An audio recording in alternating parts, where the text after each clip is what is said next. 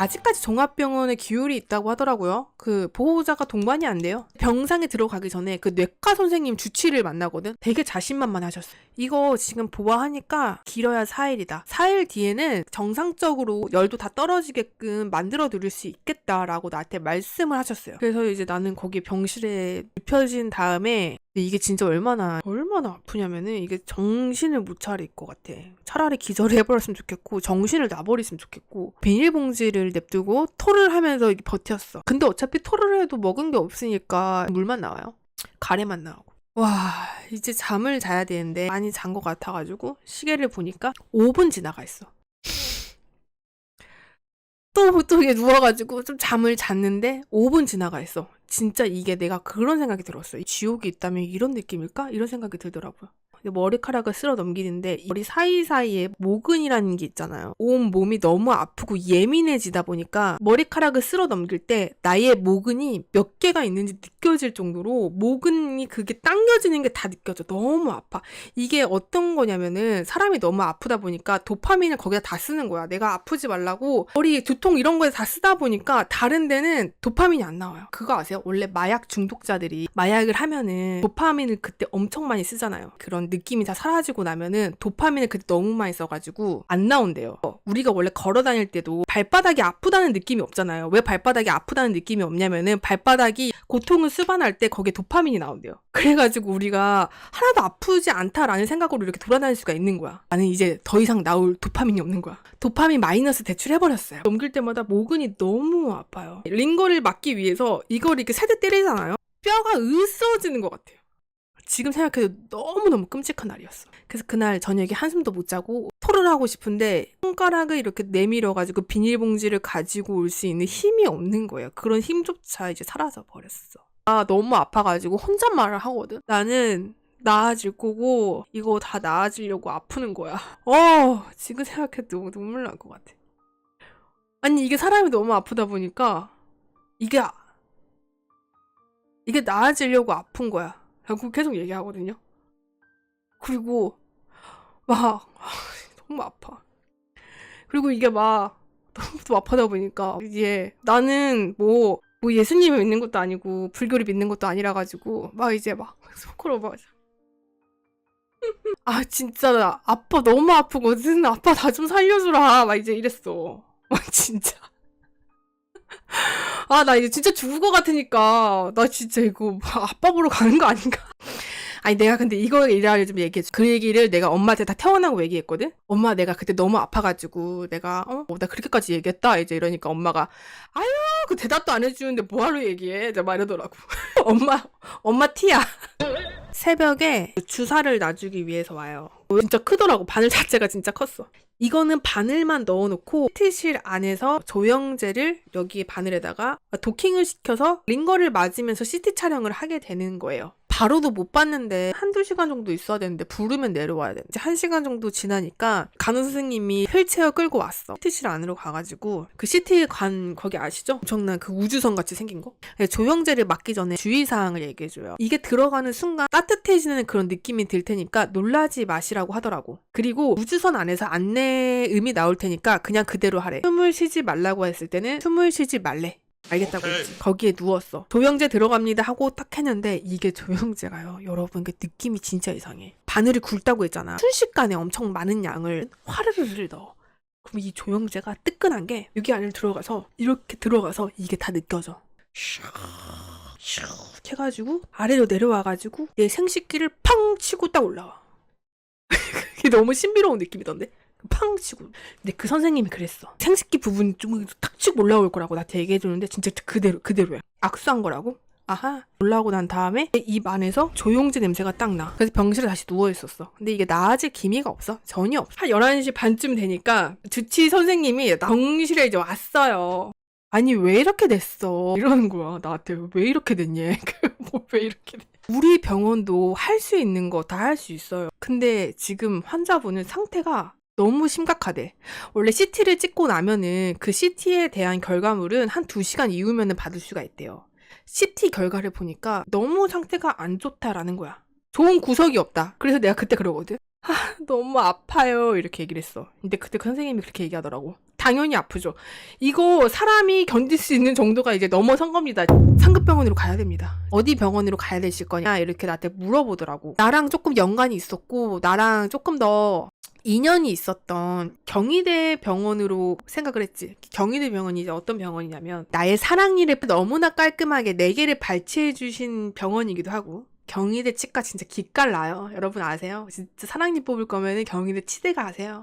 그리고 아시잖아요. 경희대 병원은 1971년도에 개원을 해가지고 50년이 넘는 시간 동안 전통이 있는 병원이에요. 치대, 항반병원, 의대병원 다 같이 병상수 1000개 이상이지 의료진들, 그리고 3년 연속 최우 상급병원을 수상한 이력이 있어요. 그래서 나는 경희대 병원 가야겠다. 2차 병원 선생님이 그러는 거예요. 지금 어느 대학병원을 가든지 그 병원에다가 미리 연락은 하지 않을 거래요. 왜냐면 2차 병원에서 3차 병원, 상급 병원으로 보낸다고 하면은 3차 병원은 99%가 거절을 한대요. 우선 외래를 가지 말고, 원래 대학병원은 외래로 들어가면 한 3주 정도 웨이팅 있는 거 아시죠? 무조건 응급실로 들어가라는 거예요. 응급실로. 옷을 병원복을 입고 1차 병원에서 2차 병원을 온 상태라 가지고 바지가 없었어. 병원 바지를 입고 왔어. 병실 바지를 입고 응급실에 들어가면은, 그렇기 때문에 바지도 사복으로 갈아입고 가세요 라고 말해 주시더라고요. 응급실에 눕고 나서 그때 2차 병원에서 왔다고 인실 직고 하고, 병실이 없을 수도 있으니 2, 3일 동안 응급실에 누워있을 수도 있다. 그때 동안 잘 견뎌내시길 바란다 라고 나한테 God bless you 라고 이제 말씀해 주신 거죠. 가기 진짜 힘들어. 가기 전부터 병실이 있을까? 없을까? 그런 무서움? 그리고 내 병이 뭘까라는 그런 무서움? 그래서 이제 그런 거 물어보더라고. 앰뷸런스 타고 가실 건지 아니면은 택시를 타고 가실 건지. 앰뷸런스를 타고 가면은 그 거리를 계산했을 때 10만 원이에요. 택시를 타고 갔을 때는 12,000원 정도? 구급차는 부를 수 없죠. 이 앰뷸런스에서 해줄 수 있는 게 뭐가 있겠어. 거기서 내가 링거를 더 맞을 거야. 뭐 어떻게 할 거야. 택시 탑니다. 택시. 2차 병원에서 너무 감사한 게 뭐냐면은 택시 있는 데까지 그 주차 요원 선생님이랑 수간호사님까지 내려와가지고 진짜 죽을 것 같았나 봐. 엄마도 계셨는데 보호자도 계셨는데 되게 추웠어요. 제가 입원할 때는 가을이었는데 그때는 이미 겨울 돼가지고 영하였거든. 영하. 경희대 병원에 도착을 해요. 그다음에 응급실에 누웠어. 열이 난다고 하니까 우선 열 체크부터 해요. 이제 상급 병원에서부터는 열 체크하는 것 자체가 달라져. 1차 병원이랑 2차 병원은 여기 기계에다가 체온을 재잖아요. 근데 상급 병원은 요렇게 긴 봉 같은 걸 가지고 와서 겨드랑이에 껴요. 체온을 재는 것 중에서 겨드랑이에 껴서 체온을 재는 게 가장 정확하다고 해요. 양쪽으로 재고요. 제가 너무 아프다 보니까 여기다가 꽉 넣어가지고 그냥 이렇게 대고 있는 정도가 아니고 이렇게 꽉 하거든요. 근데 이것도 진짜 너무 아파. 우선 링거를 맞기 전 혈액을 뽑아야 된대. 그래서 제가 그때까지 혈관이 없었어요. 제가 혈관이 없는 사람이 아니거든요. 혈관 부자인데 너무 아프고 이러다 보니까 혈관이 여기 안에서 터진 상태야. 혈관을 어디서 뽑냐면 여기서 뽑았어. 이 복숭아 뼈 옆에서 그걸 딱 넣고 쭉 뽑아. 쭉 뽑을 때까진 근데 괜찮았어. 아프긴 했지만 참을만 했어. 근데 마지막에 이 사람이 이 주사 바늘을 약간 이렇게 비틀어요. 왜 비틀었는지 모르겠는데 이건 스킬이 부족해서라고 난 생각해. 이 뼈에 그 바늘을 쑤신 것 같아. 뼈가 진짜 개 아픈 거야. 그래서 내가 그때 첫 번째 비명을 질러요. 아! 이제 소리 질렀어. 그러니까 내 이목이 집중됐지. 어떻게 참을 수 있는데 또 그게 아니었어. 뭐 생각을 해봐요. 바늘 그 두꺼운 거를 여기에 뼈에다가 이렇게 치신다고 생각. 그래서 내가 그랬지. 이거 뭐 잘못됐어요. 이제 이랬지. 그러니까 그 간호사는 잘못된 거 없어요. 근데 어떻게 이렇게 아플 수 있죠? 환자분이 다친 것은 없습니다. 기싸움 졌어. 단호하니까 뭐 어쩌겠니. 간호 선생님 또 오셔가지고 간호사 선생님 오셔가지고 온도가 너무 높다. 환자 옷 벗겨라 그래. 이게 벗긴 했는데 거기 팬티에는 담요를 주시긴 했어. 굉장히 예쁜 나의 허벅지가 각선미만 드러나는 그런 상태였던 거지. 지금 그 주치의분이 한 명 오세요. 환자분 어디가 아프세요? 내가 그때 얘기를 했지. 사실 나 2차 병원에서 왔지롱 이제 이러면서 2차 병원에서 써준 진단서를 이제 이렇게 드립니다. 그때 언박싱. 이미 그때는 어떤 상태냐면은 말을 잘 못해요. 헐떡여가지고 엄마가 다 얘기하고 2차 병원에서 CT를 찍었던 영상도 CD로 구워서 주셨어. 그 CD도 그분들에게 드리고 막 그랬지. 모든 병원에서 있었던 검사는 다 드렸어. 내과로 들어가도록 합시다. 그러고 갑자기 선생님 사라져. 어떤 그분은 약간 옷이 달라. 갈색이야. 간호사분들은 파란색인데 그분은 갈색 옷을 입고 큰 침대를 하나 가져와. 그러면서 나보고 여기로 이렇게 넘어오래. 나는 넘어갈 수가 이제 없는 상태잖아. 나를 이제 굴려다시피 이제 굴려주셨어. 엑스레이를 찍으러 가요. 다시 엑스레이를 찍으러. 그때 내가 느낀 게 뭐냐면은 이제 3차 병원에 와야겠다라고 생각했던 게 뭐냐면 그때 엑스레이 찍으면서 1차 병원에서 엑스레이를 찍을 때는요. 엑스레이를 찍는 판이 고정이 되어 있어요. 가가지고 내가 찍고 싶은 이런 흉부나 아니면 다리가 있으면은 그 고정된 곳에다가 내 몸을 뉘웠어야 돼. 근데 2차 병원을 갔을 때 엑스레이실이 조금 더 업그레이드가 된 게 뭐냐면은 위에서 이렇게 움직여. 그래서 내가 누워있으면은 위에서 아래로 찍을 수가 있어. 조금 더 괜찮아. 3차 병원으로 갔을 때는 달라.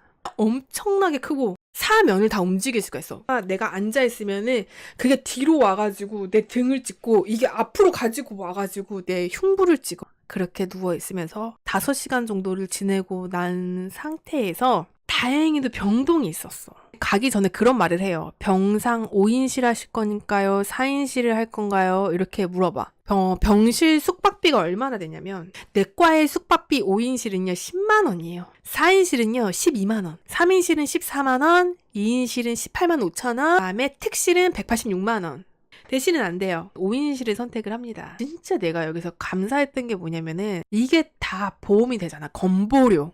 그렇기 때문에 우리가 실질적으로 본인이 부담하는 금액은 2만 원입니다. 2만 원. 우리나라 아주 의료계 시스템 진짜 잘 되어 있어요. 나 5인실로 이제 올라갔어. 우선 내과 선생님이 와. 정말 간단하게만 질문을 하세요. 어디 아프세요? 어떻게 아프세요? 그렇게만 물어봐. 그리고 쑥 사라져. 그리고 나는 그 선생님을 하루이고 이틀이고 지나가면서 기다려야 돼. 그리고 난 다음에 갑자기 정형외과 선생님이 내 병실로 옵니다. 다친 여기가 이렇게 깁스를 하고 있고 붕대 압박을 시켜놨거든요. 그 붕대를 다 풀러.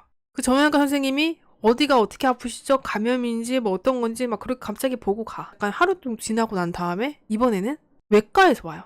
지금 환자분을 봤을 때 우리가 계속 피드백을 주고 받으면서 병명을 찾으려고 하나 아직까지 미궁이다. 외과에서는 환자분이 심근경색이 아닐까 이게 좀 걱정이 된다. 협진이 한 방에 안 오고 한 방에 안 와요. 협진은 어떻게 진행이 되냐면은 배틀을 뜨는 거야. 외과랑 뇌과랑 해가지고 배틀을 떠가지고 경우의 수를 걷어내고 또 외과에서 심근경색이 아니면은 다른 과에서 와가지고 또 다른 거를 덜어내고 이렇게 한꺼번에 와가지고 나를 한 명을 봐줄 수 있는 건 아니니까 심근경색을 의심하면서 나의 모가지를 이렇게 비틀면서 목을 탁탁 당겨요. 그러면서 목을 이렇게 건드려. 어때요? 이거는 몸을 잘못 짰을 때 아픈 거랑 비슷해. 그러니까 그 선생님이 하는 말이 이거는 심근경색은 아니네. 심근경색 걸리면은 목이 딱딱해서 굽혀지지도 않아요. 이건 아닌 걸로 이제 막 이러면서 가고.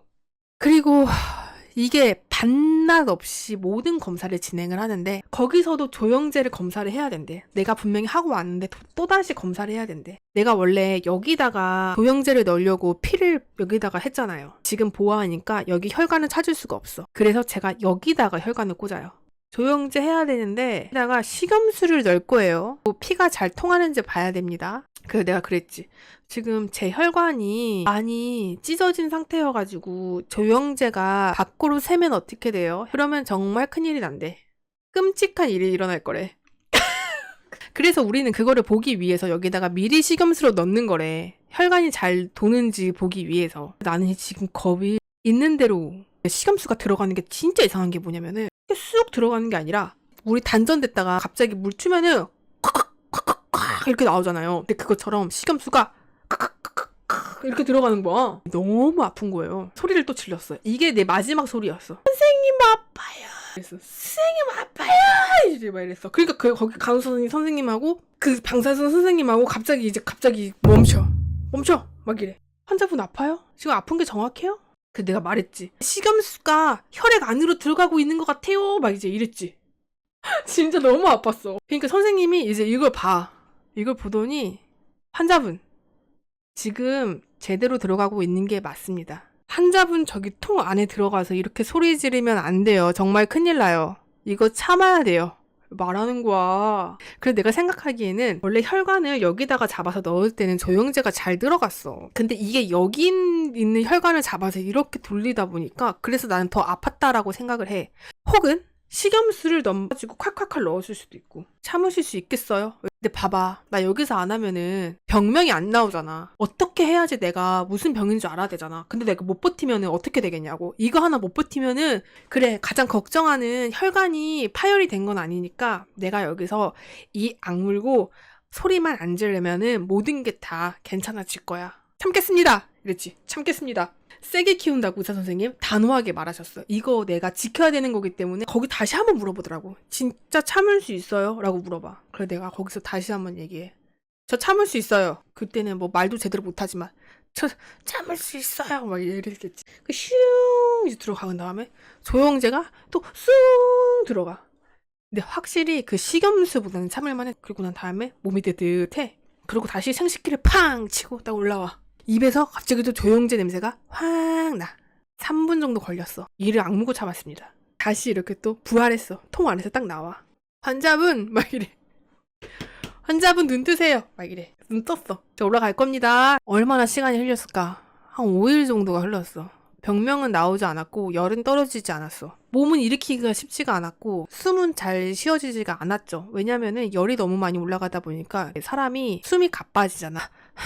가만히 있어도 100m 달리기를 한 거랑 비슷해요. 호흡이 짧다 보니까 혈관 안으로 산소가 들어가지가 않아. 그래서 간호 선생님이 와가지고 아침마다 혈액을 재고 밤마다 혈압을 재고 그걸 잴 때마다 산소 너무 없어요.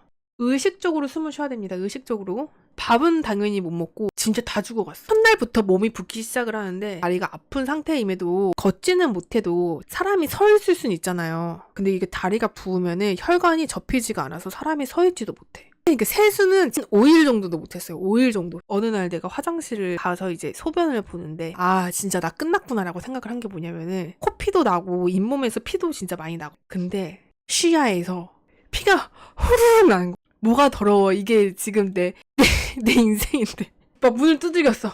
간호사 선생님.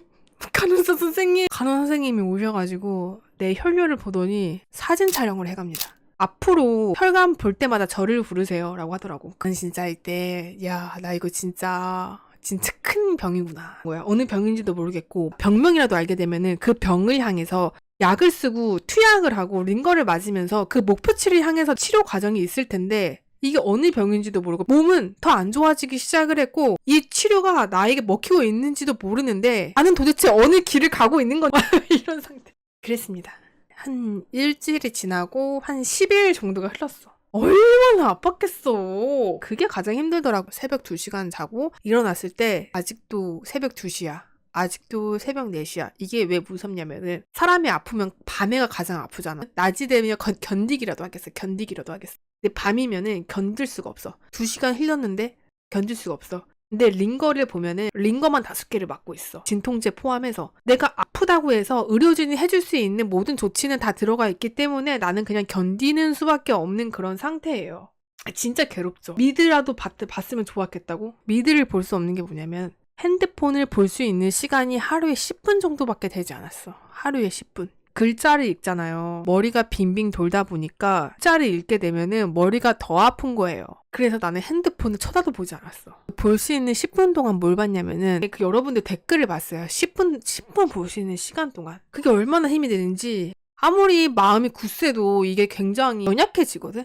뭔 일인지 모르겠지만 기다려 드릴게요. 힘내셔라. 그걸 볼 때마다 진짜 너무 힘이 나는 거야. 그래. 힘을 내자. 염증 수치가 일반인 수치의 40배가 넘었거든요. 40배가? 부사수 선생님 항상 같이 오시는 그 약간 젊고 약간 그런 선생님, 여자 선생님 한 명 계신데 좋은 소식이 있대. 염증 수치가 반으로 줄었대. 그거 듣자마자 내가 울었잖아. 삥! 눈물 삥! 전 낫는 거예요? 그분 너무 당황하셨어. 환자분 왜 울어요? 나을 것 같았어요. 살아나고 있다고. 그래 할 수 있다고 이제 막 이러는 거야. 그러니까 하루가 지나고 막 이러니까 열이 조금 떨어지고 살만하다는 게 느껴져. 12일 막 이렇게 되니까 간호사 선생님이 3교대를 하기 때문에 한 3일에 한 번씩 이렇게 봐요. 선생님 너무 친절하시고 너무 좋으신 분들이야. 이제 최선을 다해 해주시거든요. 살아날 때가 되니까 더 잘할 수 있어요 나한테 이렇게 얘기해주는데 내가 처음으로 그때 살짝 웃었나 봐. 헤헤 이렇게. 간호사 선생님이 나한테 뭐라 그랬냐면은 환자분 여기 입원하고 나서 처음으로 웃은 거 아세요? 환자분 웃으니까 너무 예쁘시다. 깜짝 놀랐다면서. 녹으지 말. 어딘 그대로. 진짜 너무 예쁘. 그래서 내가 좀 다음부터 더 열심히 웃어들어야겠다 생각을 했지. 화장실에 가서 세수를 할 정도는 되었고 물론 붓기는 그때 끝날 때까지 붓기는 빠지진 않았어. 그래서 제대로 서 있을 수는 없었어. 원래 밥을 먹을 때 밥을 못 먹어가지고 하루에 3숟가락 이상만 먹자라는 생각으로 밥을 먹었거든요. 이제 5숟가락 이상 먹게 되고 병명이 뭐냐면은 의료진 선생님이 처음에 왔을 때 그렇게 얘기를 하셨거든. 의료진들은 환자분의 병명을 찾기 위해서 굉장히 많은 노력을 기울일 거다. 의료진들은 두 가지의 목표로 갈 거다. 두 가지 치료 방향으로 갈 거다. 하나는 병명을 찾기 위해서 갈 거고, 하나는 지금 염증 수치가 너무나 높기 때문에 항생제를 계속 사용할 것이다. 먼 길을 이제 여행을 떠날 건데. 항생제 치료를 계속 하고 있으니까 이게 치료를 받다가 열이 떨어지면은 그냥 땡큐인 거고. 그러면 굳이 병명을 찾을 필요는 없으니까 추적을 하진 않겠다. 하지만 이게 항생제로 나을 수 있는 병이 아닐 수도 있기에 진을 통해서 그 병명을 계속 찾는 길을 갈 것이다 라고 했었거든요. 근데 이 병명을 찾으러 가는 길에 항생제를 쓰니까 염증이 나아지고 그러다 보니까 열이 나았던 거죠. 그래서 알 수가 없어요. 근데 이런 경우가 왕왕 있대요. 염증이 너무 높으면은 열이 안 나는 게 정상이긴 한데, 하지만 이거를 뭐 염증 때문이다, 혹은 정형외과 때문에 염증 수치가 올라가서 그렇게 된 것이다 라고는 말은 할 수는 없대요. 그렇게 추측을 할 뿐이다. 원인 불명의 열 발생이라고 진단명이 나왔죠. 대학병원에서 고칠 수 있었던 이유가 또 뭐냐면은 1차 병원과 2차 병원은 항생제 종류가 하나밖에 없어요. 근데 우리의 몸은 어느 균이냐에 따라서 어느 항생제에 반응을 하고 어느 항생제에 반응을 하지 않는데요. 내가 가지고 있는 균이 1차 병원에서 쓰는 항생제와 2차 병원에서 쓰는 항생제에 반응을 하지 않았어요. 없어지지 않았다라는 거예요. 대학병원으로 가게 되면 항생제의 종류가 굉장히 많이 늘어나게 됩니다. 제가 치료를 하는 과정에 있어서 이 항생제를 써보기도 하고 저 항생제를 써보기도 하고 매입을 해가지고 치료를 해 나갈 수 있었던 거예요. 이 정도?